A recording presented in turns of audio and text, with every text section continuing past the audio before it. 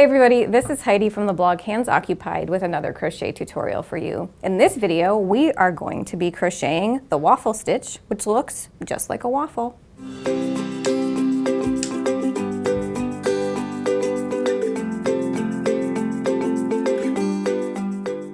This stitch, very unsurprisingly, is called the waffle stitch. I think it's the stitch in both knitting and crochet that might look literally the most like its name. So let me show you how to work this fun and super textural stitch.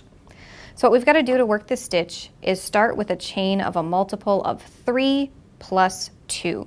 So I, for demonstration's sake, have chained 11 because 3 times 3 is 9 plus 2 is 11. So row 1 is our setup row for this stitch. What we need to do is work a double crochet stitch into the 3rd chain from the hook. So I'm going to yarn over 1, 2, 3 and work a double crochet into that 3rd chain. And then for the rest of this setup row is really easy because all you've got to do is work a double crochet in each stitch across the rest of your chains.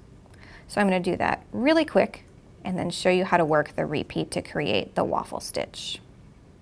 So for row 2 of the waffle stitch, we are going to start with a chain 1 and turning our work. Next, what we need to do is double crochet in the same stitch. So that means we need to work in this first opening right in the base where our turn chain was, okay?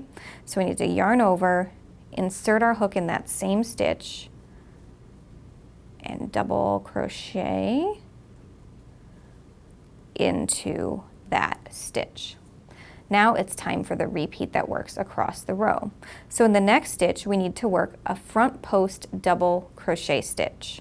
So that means we need to work, instead of into the top of the double crochet stitch, which is this opening right here, we're going to work around this leg that forms the post of our double crochet from the row below. So we yarn over, and since this is a front post, we work from front to back to front with our hook around that post. And then we yarn over and draw up a loop, like so, and then finish out our double crochet stitch like any other double crochet stitch, like that. Now what we've got to do is double crochet in the next stitch. So we are going to yarn over and insert our hook in the next stitch here. So this stitch that I had mentioned before to not work into, since we were doing a post stitch, that's the top of that stitch we've already worked the post stitch into, so we need to work in this stitch here. So not the one behind our front post double crochet, this one here. So we've yarned over and now we need to double crochet in that next stitch. Voila. So our work should look something like this so far. All right, now we need to work one more double crochet stitch in the next stitch. 1 and 2. Now we just repeat. So we're going to be working a front post double crochet stitch and then 2 double crochets. So front post double crochet,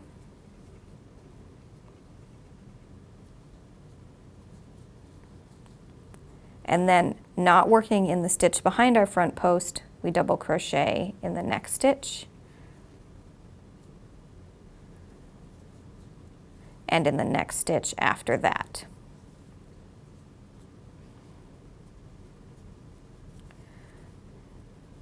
Like so. Now what we need to do is, since we're almost at the end of our row, we're going to finish out the row by working a front post double crochet stitch in this next stitch.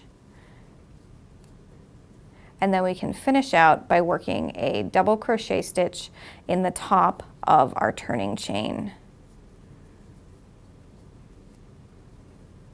like so.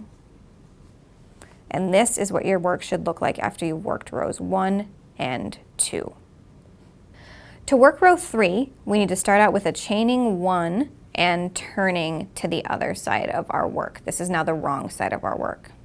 Just like row 2, we're going to start with a double crochet in the same stitch as our turning chain, and then we're ready for our repeat.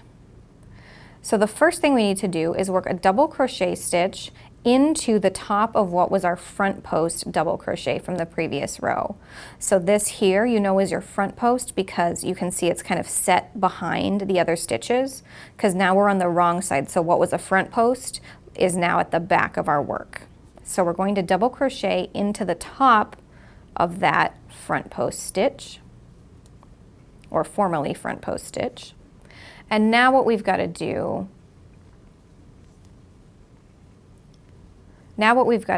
is front post double crochet in the next 2 stitches. So these 2 stitches that were just regular double crochets, that's where we're going to do 2 front post double crochet stitches. So there's 1 and 2. And by working front post double crochet stitches on this, the wrong side of our work, what that's doing is setting back these 2 stitches from the front of the right side of our work. When I finish this row, I'll give you a closer look at the swatch I have of this so you can really see how that depth and texture is accomplished with those front post stitches. All right, so now we're ready to repeat. Next, again, we double crochet in the top of what was our front post stitch. And now we work 2 front post double crochets in the next 2 stitches.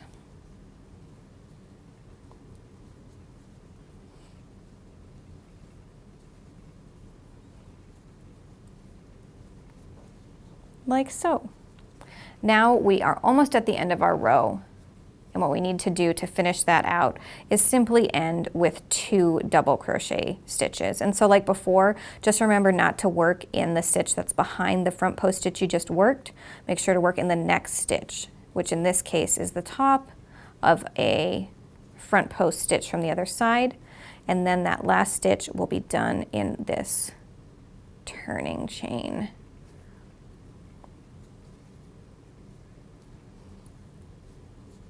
Like so. So to work the waffle stitch as a whole, this is what it looks like from the right side after just rows 1 through 3.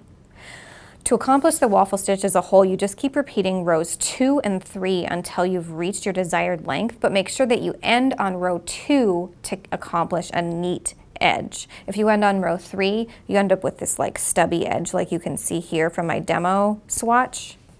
But in this swatch, I ended on row 2, and everything is pretty symmetrical, and you've definitely got this nice waffle texture. And you can see that on the right side, the front post stitches are raised towards you, creating those top ridges of a waffle, and the front post double crochet stitches you did on the back help set those back from your work on the right side, which really results in that beautiful waffle texture.